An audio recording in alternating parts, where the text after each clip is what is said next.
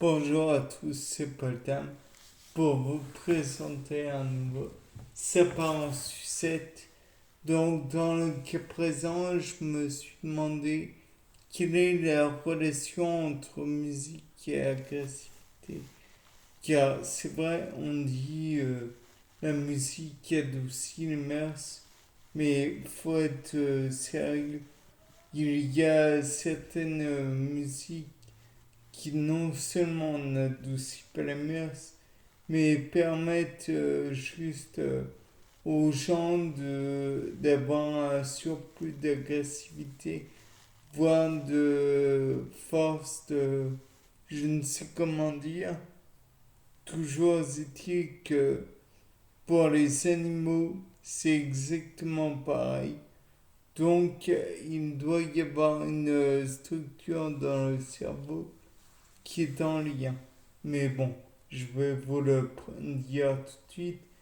Euh, le son est tout d'abord, hmm, le son va directement vers la, le conduit auditif grâce au pavillon de l'oreille, s'il n'y va pas directement. Puis ensuite, il va se heurter au tympan qui entraîne une onde de choc qui est transmise au marteau,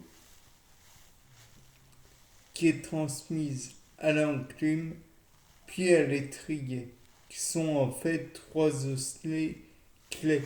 Et pour éviter toute augmentation trop brutale de la pression, cela se fait dans une cavité, certes, qui est reliée à l'extérieur via la trompe d'Eustache qui elle-même est en contact direct avec les narines.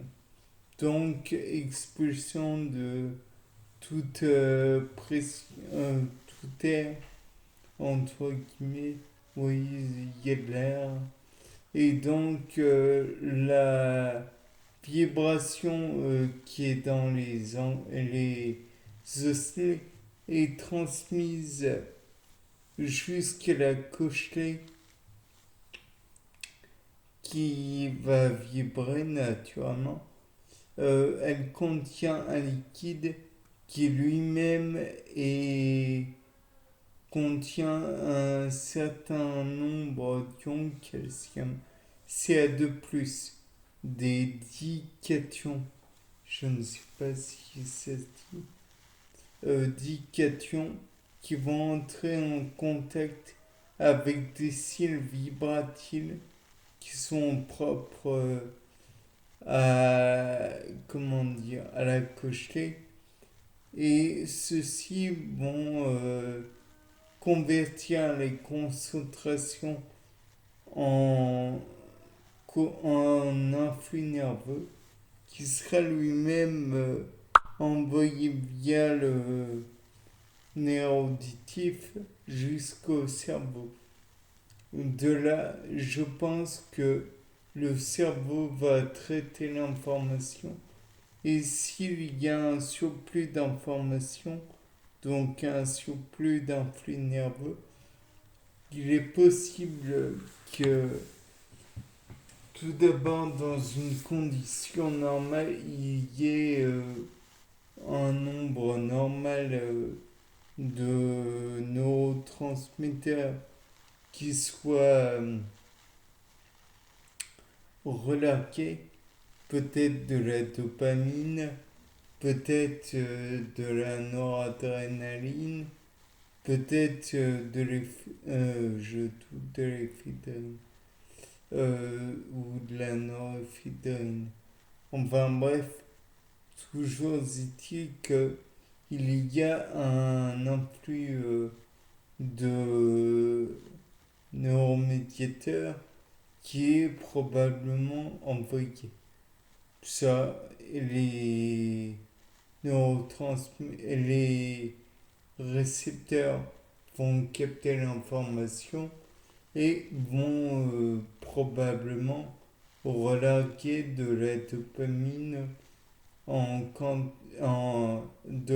des endorphines plutôt dans le corps et éventuellement ça va causer le plaisir dans le corps.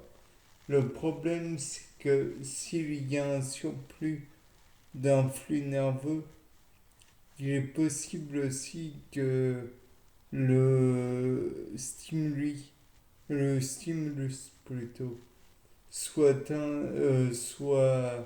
perçu comme une agression. Et donc là, puisque ça pourrait déchirer le tampon, ou ça pourrait luxer les différents osselets précédemment nommés, ou leur fixation, ou peu importe, dans tous les cas de figure, la cochenille va avoir un nombre important d'influx nerveux à donner, ce qui sera dé-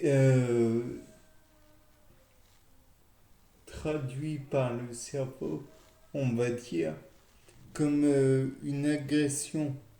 Et là, selon la logique flight or fight, soit on, se, on combat la comment dire l'agression, l'agresseur, et là en l'occurrence ce sera probablement impossible, soit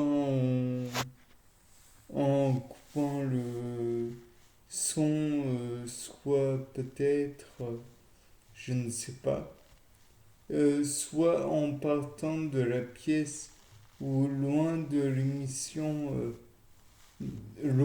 l'émetteur de son et de bruitage par la même occasion. Cela induirait donc un message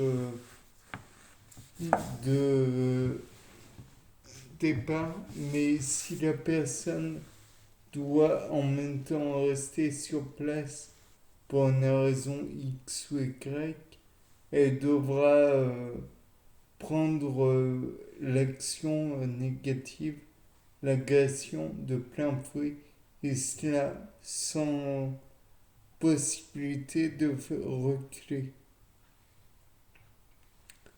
Donc le problème sera qu'elle devra supporter l'agression. Et donc par voie de conséquence, peut-être se mettront en place d'autres mécanismes de défense, peut-être court-circuit de l'audition, peut-être acouphènes, donc peut-être se sentira obligé, aura un débit de cortisol dû à l'anxiété pour occasionner de l'anxiété, du stress et donc l'envie de partir.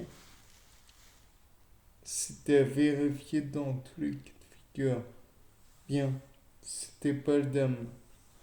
Au revoir pour ce séparant sucette.